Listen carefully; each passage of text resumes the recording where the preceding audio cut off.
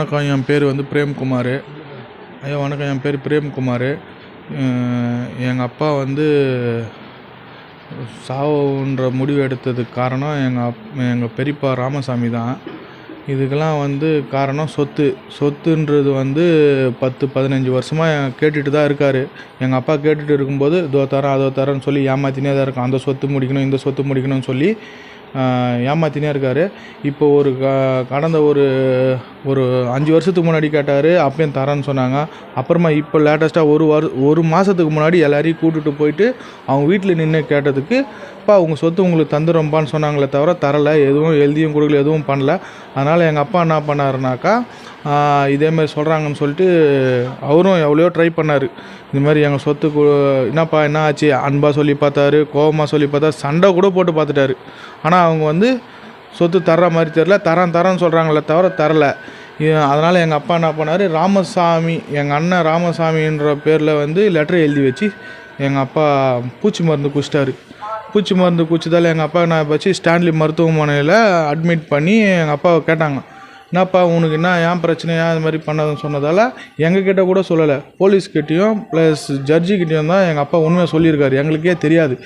எங்களுக்கு தெரிஞ்ச பிறகு நாங்கள் கேட்ட பிறகு, ஆமாம் நான் சொத்துக்காக தான் குடித்தேன், இந்த மாதிரி எங்கள் அண்ணன் ராமசாமியால் தான் நான் என் உயிர் போகிறதுக்கு காரணமே ராமசாமி தான் சொல்லி எங்கள் அப்பா எங்களுக்கு சொன்னார். அப்புறமா தான் சொன்னார், உனக்கு கடைசி ஆசை என்னப்பா சொல்லுப்பா, நீங்கள் என்ன வேணால் பண்ணுங்கப்பா, ஆனால் உங்களுக்கு உங்களால் தான் என் உயிர் போச்சு, உங்களுக்கு தான் அந்த சொத்து வரணுன்றதால ஒரே காரணத்துக்காக தான் நான் மருந்து குடித்தேன்ப்பான்னு சொல்லி எங்கள் அப்பா சொன்னார். ஏன்ப்பா இந்த சொத்து நீங்கள் இருந்தே இருக்கலாமேப்பா, சொத்தாலே நாங்கள் இருக்கிறோன்னா, இல்லைப்பா எனக்கு அந்த சொத்து நான் காசு கொடுத்து வாங்கினதும் உங்கள் பெரியப்பா தாத்தா மேலே ரிஜிஸ்டர் பண்ணி வச்சுருக்காரு, அது இல்லாமல் எனக்கு பங்கு வர வேண்டிய சொத்தும் இருக்குது, இதெல்லாம் உங்கள் பெரியப்பா தராமல் அவரே விற்று சாப்பிட்ற மாதிரி உங்களுக்கு எங்கள் முன்னாடியே அவங்க வீட்டுக்கு கூப்பிட்டு போய் அந்த பத்திரத்தெல்லாம் தூக்கி வச்சார். நீ தான் 3 ஏக்கரை விற்று சாப்பிட்டுக்கிறேன்னு எங்கள் அப்பா எங்கள் முன்னாடியே சொன்னார். இதெல்லாம் எனக்கே நல்லா தெரியும். இதெல்லாம் அதனால் ரெடி ஸ்டேஷனில் கம்ப்ளைண்ட் கொடுத்தோம். கம்ப்ளைண்ட் கொடுத்த உடனே அவங்க என்ன பண்ணாங்க, அவங்க வீட்டுக்கு போய் பார்த்தாங்க, வீடெலாம் பூட்டி இருக்குது. அவர் தலைமறைவு ஆகிட்டார். எங்கள் பெரியப்பா ராமசாமி தலைமறைவு ஆகிட்டார்.